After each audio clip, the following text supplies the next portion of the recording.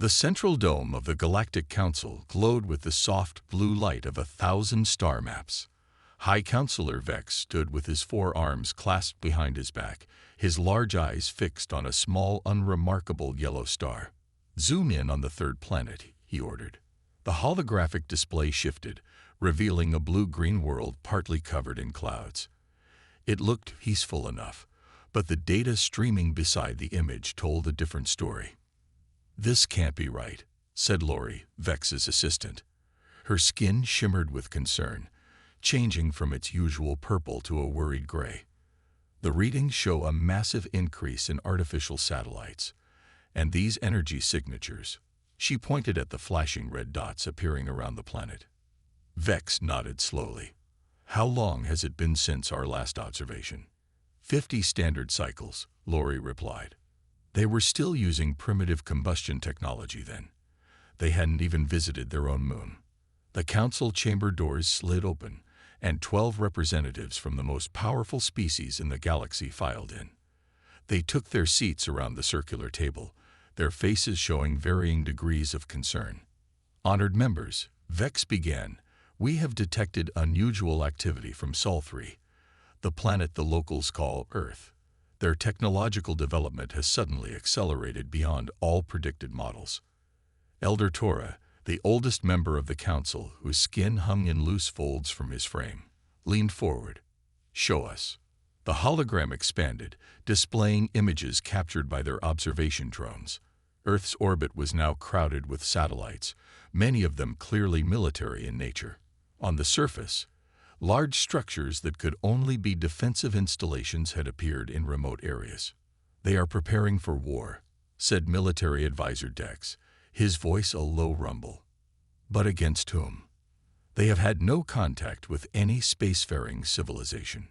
Science Officer Ben adjusted his breathing apparatus and spoke up. "Most concerning is this." He gestured, and the hologram showed a fleet of crude but surprisingly advanced spacecraft departing from Earth's moon. "They have established a lunar base and are now venturing further. These ships are armed." A murmur spread through the chamber. "Play the intercepted communications," Vex ordered. The room filled with the sounds of human voices, translated by their systems. Asterisk perimeter defense satellites are online. Jupiter outpost reports all clear asterisk. Asterisk deep space radar has detected no further signals, but we remain at defense condition 2 asterisk. Asterisk. The Mars colony has completed its shield array. Earth command confirms we are ready for the arrival asterisk. Silence fell over the council as the recording ended. "The arrival?" asked Ambassador Rill, her delicate features twisted in confusion. "What arrival do they expect?" Vex shook his head. "Unknown. But they clearly believe someone is coming. Someone hostile. Could another species have contacted them without our knowledge?" asked Torah. "Impossible," Dex replied. "We monitor all transmissions in this sector." Lori stepped forward. "High Counselor, there's more. Our long-range scans have detected human vessels moving beyond their solar system. They're heavily armed and traveling in formation." The hologram shifted again to show the crude but effective human ships pushing into the darkness between stars. "This violates all our models of species development," Ben said, his voice trembling slightly.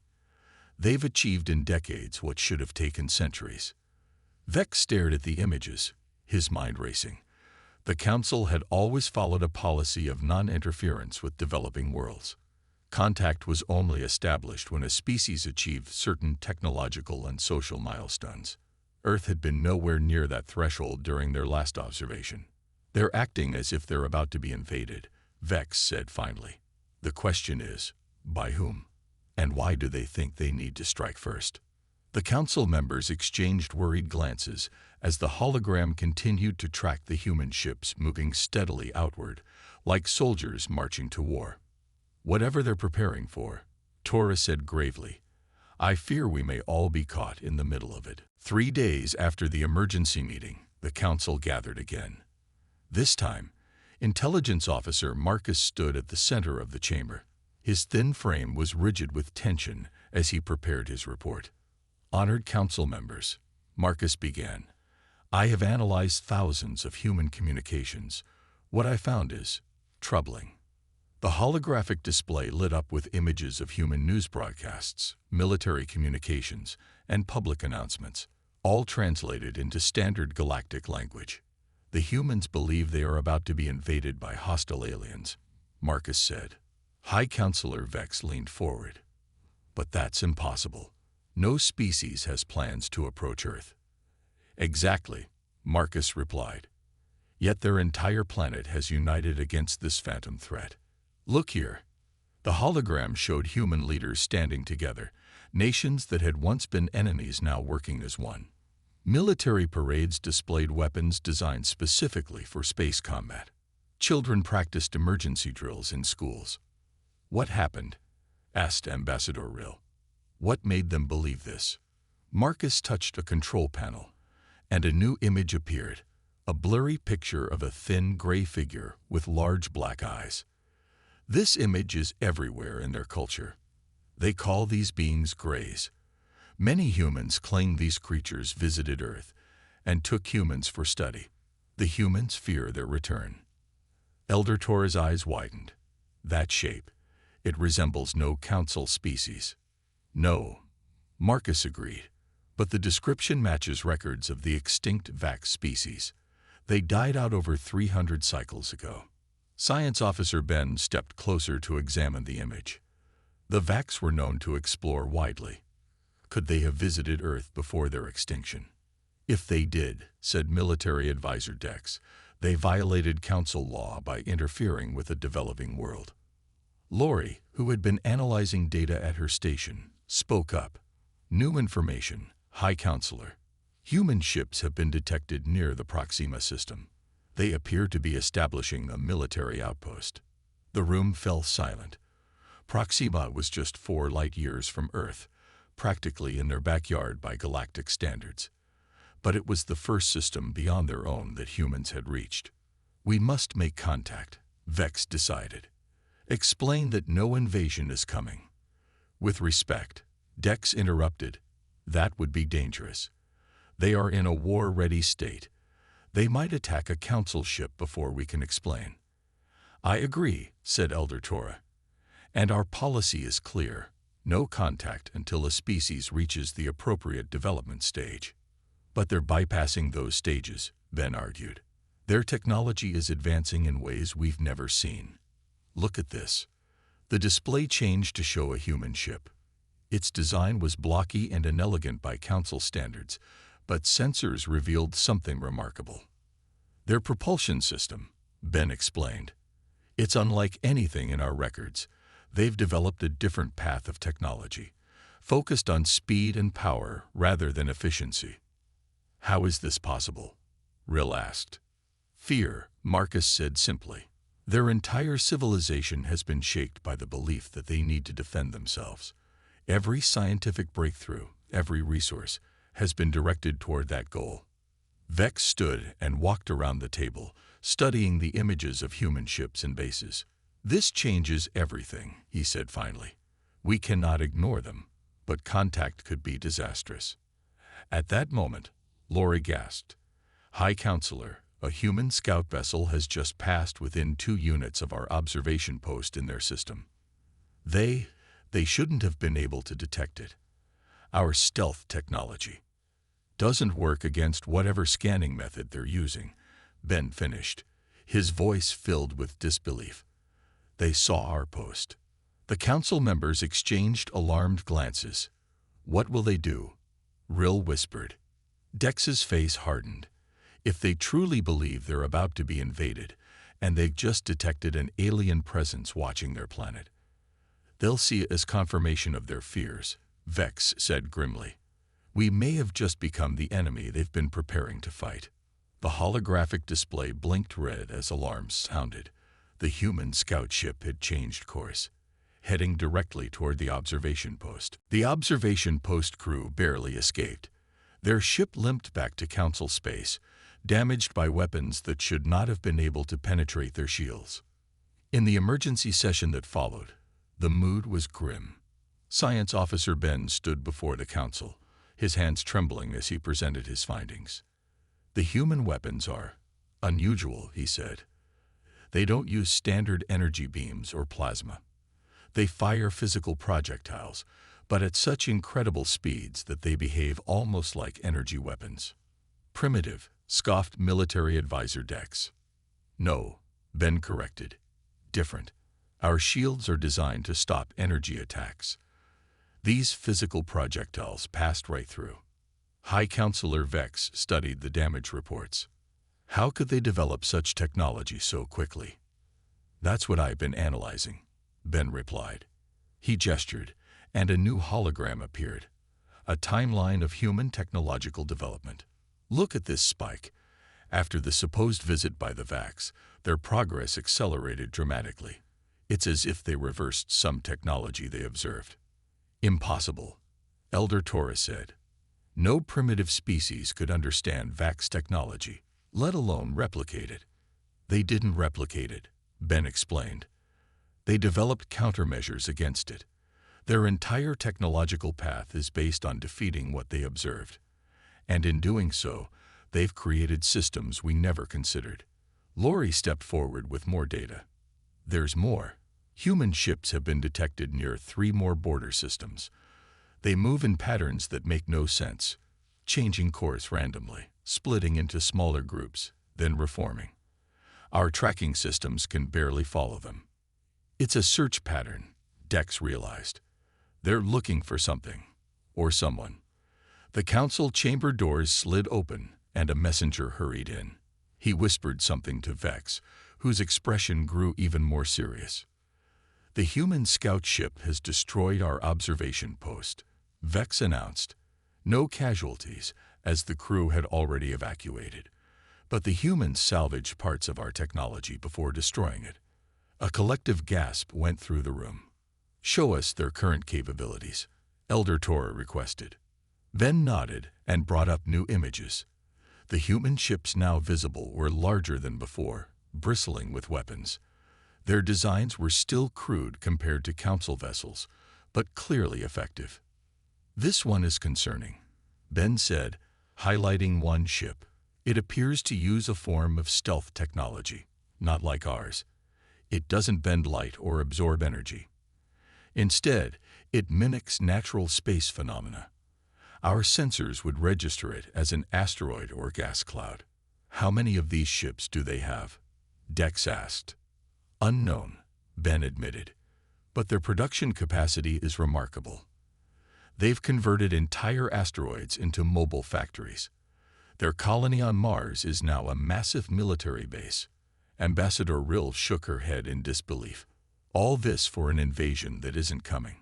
Unless, Elder Torah said slowly, we become that invasion. If they believe we are these Greys returned, they will attack without hesitation. Vex paced the chamber, his 4 arms clasped tightly behind his back. We need to understand more about their capabilities before deciding our next step. As if in answer, the main display flickered and changed. A human ship had appeared near one of the Council's outer research stations. It was transmitting a message, the first direct communication from humans to any Council facility. The message was simple, in the human language called English, but the Council's translators converted it immediately. Asterisk unknown vessel. This is Earth Defense Ship Thunder.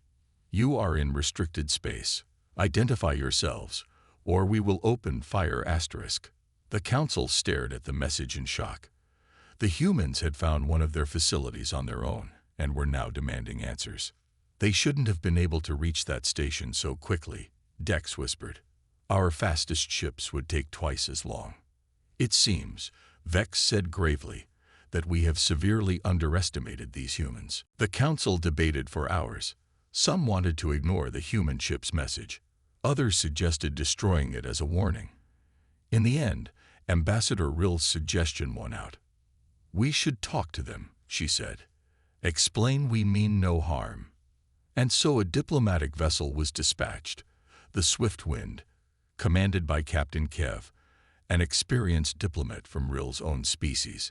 His mission was simple: establish peaceful contact and clear up the misunderstanding.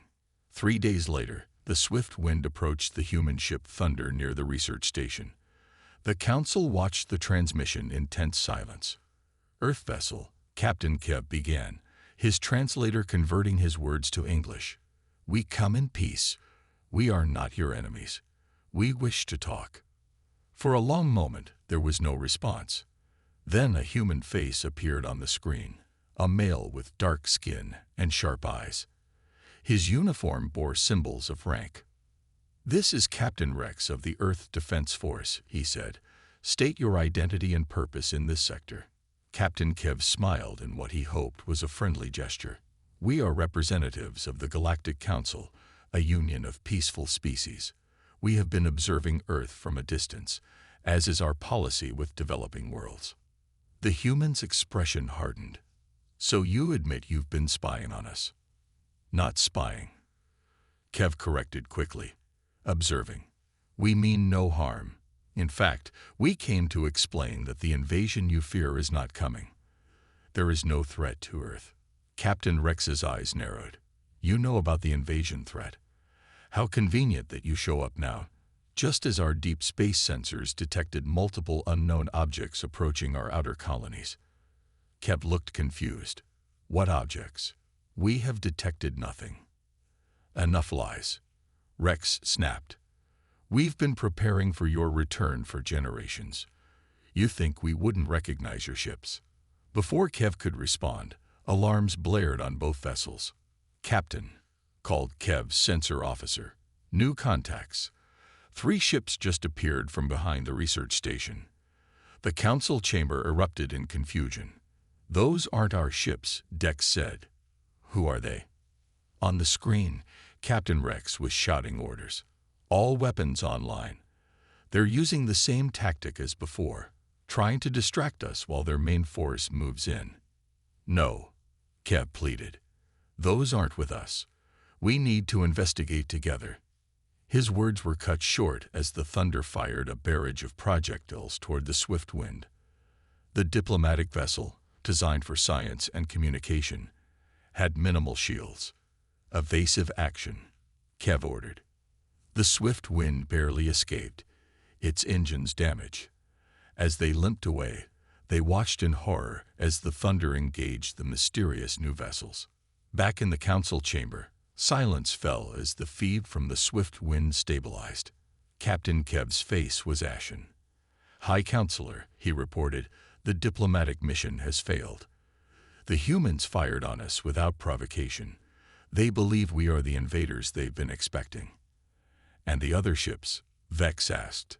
"Unknown," Kev replied. "They matched no council design. They fled when the humans attacked." Elder Torah rubbed his lined face. "This changes everything. The humans have now committed an act of war against the council." "They were defending themselves," Rill argued. "They thought we were tricking them." Military advisor Dex slammed his fist on the table. "Intention doesn't matter. They fired on a diplomatic vessel under council protection. We must respond with force, or others will think they can do the same." Vex raised his hands for quiet. "We need more information before we decide. Especially about these mystery ships. Could they be the real cause of the humans' fears?" As the council argued, Lori approached Vex with a worried expression. "High Counselor," she said quietly, "we've detected more human ships near 7 different council worlds. They're expanding more rapidly than we thought possible." Vex stared at the data in disbelief. The situation was spiraling out of control. "Whatever we decide," he said grimly, "we must decide quickly." 3 weeks after the failed diplomatic mission, Marcus burst into the council chamber without waiting for permission to enter.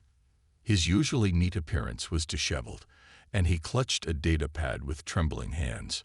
"High Counselor," he gasped, "I found it. I know who the Greys are." The council members, deep in discussion about growing human activity near their borders, fell silent. "Explain," Vex ordered. Marcus activated his data pad, and ancient images appeared in the holographic display. They showed tall, thin beings with gray skin and large black eyes, exactly matching the human descriptions. "These are from our historical archives," Marcus said. "They were called the Voidborn. They went extinct over 500 years ago."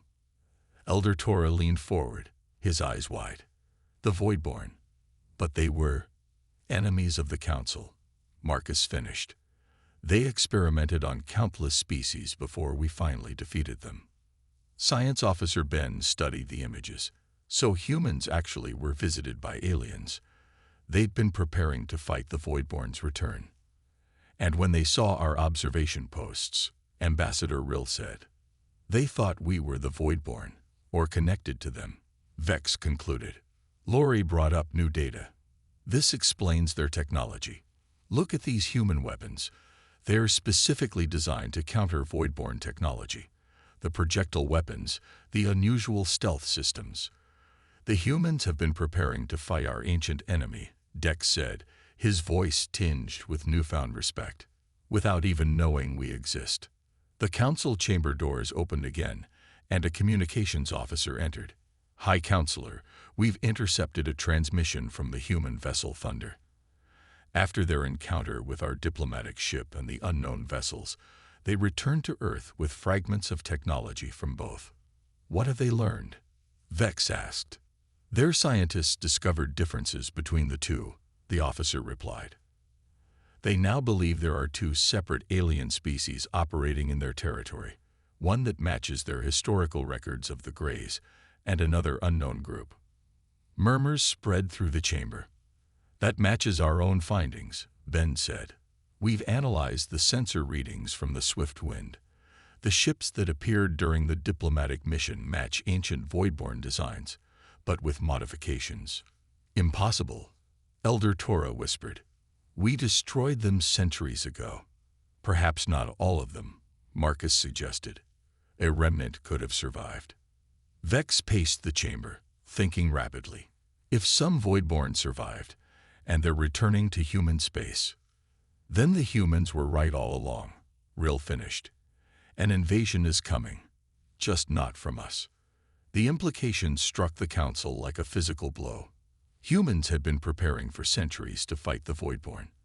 Their unusual technological path had made them formidable in ways the Council never expected. "We need to share this information with the humans," Rill urged. "Show them we are not their enemy." "After they fired on our ship," Dex objected, "they committed an act of war against what they thought was their enemy," Rill countered. "We would have done the same." Vex studied the holographic display, where images of human and Voidborn ships rotated slowly. The resemblance between Council observation vessels and ancient Voidborn scout ships was disturbing. "No wonder they were suspicious," he said quietly. "From their perspective, we look like the very threat they've feared for generations." A sudden alert interrupted their discussion. The main screen shifted to show multiple small ships appearing near one of the human colonies. Their design was unmistakable to the Council historians present. "Voidborn attack craft," Elder Torah said, his voice hollow. "They've returned." Vex watched as human defenders scrambled to intercept the attackers. "We need to make a decision," he said firmly. "Do we stand by and watch, or do we help the humans fight our ancient common enemy?" The attack on the human colony was just the beginning. Over the next few days, Voidborn ships appeared near 4 more human settlements. Each time, human defenders responded with surprising effectiveness. But they were clearly being tested. In the Council chamber, debate raged. Military advisor Dex wanted to secure Council worlds first. Ambassador Rill argued for immediate alliance with humans. Others suggested waiting to see who would win. "Enough," Vex finally said. "I've made my decision. I will go to Earth myself." The chamber erupted in protest. "It's too dangerous." Elder Torah objected. "They might kill you on sight." "Perhaps," Vex agreed. "But if we don't act now, we may face the Voidborn alone later. Humans have been preparing for this fight for generations. We need their help as much as they need ours." Despite continued objections, preparations began. A small, unarmed vessel was prepared for Vex, and a small team including Rill, Marcus, and Ben. As a gesture of trust, they would approach Earth openly, without stealth. As they neared human space, Lori contacted them from Council headquarters. "The situation has escalated," she reported. "Several minor Council species, frightened by human expansion, have launched attacks against human outposts." Vex's heart sank. "Which species?" "The Moors Collective and the Ganto Federation," Lori replied. "They acted without Council approval." "What was the human response?" Rill asked anxiously. Lori's expression was grim, overwhelming. The humans didn't just defend. They counterattacked. 3 Moors worlds are now under human occupation. "So quickly?" Dex asked, shocked. "How many ships did they send?" "That's the surprising part," Lori said. "Only a few." Their tactics were unexpected. They targeted communication systems first, then power grids. The Moors surrendered within hours. The Council members exchanged worried glances. Humans were even more formidable than they had realized. As their ship approached Earth's solar system, they received a transmission, a formal warning from Earth Defense Command to identify themselves or be destroyed. "This is High Counselor Vex of the Galactic Council," Vex responded. "We come unarmed and seek peaceful dialogue regarding our common enemy, the Voidborn." After a tense wait, they received coordinates for landing. Not on Earth itself, but on their moon base, a clear precaution. When they landed, they were met by heavily armed soldiers and escorted to an underground facility. There, they faced a panel of human leaders, including the stern-faced man introduced as Admiral Tom, head of Earth's United Defense Council. "So," Admiral Tom said, "you claim you're not with the Greys, or Voidborn, as you call them." "We are not," Vex confirmed. "The Voidborn were enemies of the Council centuries ago. We believe them extinct until now." Admiral Tom studied him carefully. "Yet your observation ships look remarkably similar to their scout vessels." "A disturbing coincidence," Vex admitted. "Many Council designs were adapted from captured Voidborn technology after the war." Science Officer Ben presented historical records showing the ancient conflict between the Council and Voidborn. Marcus offered intelligence on Voidborn weaknesses. As the humans reviewed the information, Vex took the opportunity to study his surroundings. Despite the military nature of the base, he noticed signs of art on the walls, paintings of Earth landscapes. In one corner, a young human played a musical instrument for off-duty soldiers. "Your people are more than warriors," Vex observed. Admiral Tom's expression softened slightly.